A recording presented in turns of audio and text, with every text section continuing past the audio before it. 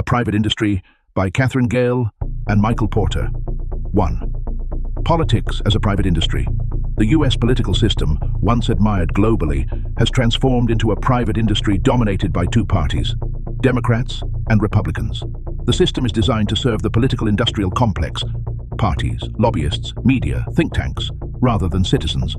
Most rules governing politics are created by politicians and their allies, not the Constitution, which only briefly outlines congressional procedures. 2.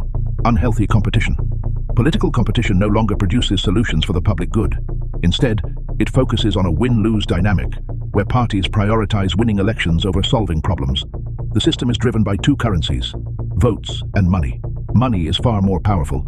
Over 80% of congressional districts are non-competitive, so primary voters, often ideological extremes, and special interest groups, for example NRA pharmaceutical lobbies, wield disproportionate influence.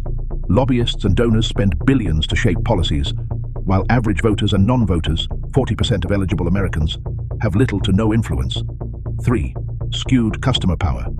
The system prioritizes primary voters, ideologically extreme, less than 20% of eligible voters, special interests and donors, who provide money and votes.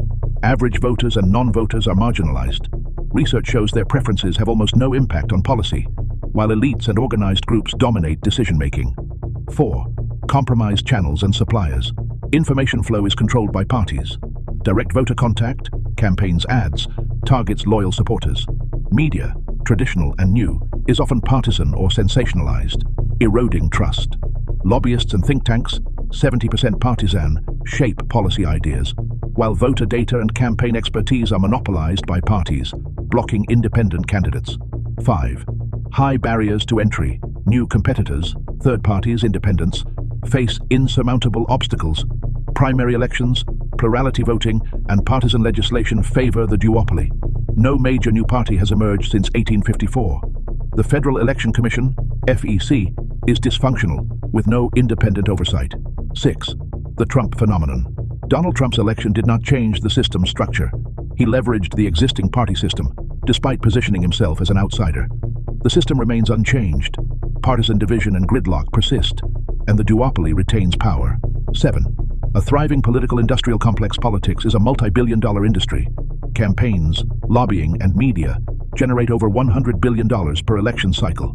The system controls $3.9 trillion in federal spending, 2016, and shapes economic/social policies. Unhealthy competition is entrenched, as rules favor the duopoly over citizens. Key takeaway: Gale and Porter argue that the U.S. political system is structurally broken and requires reform.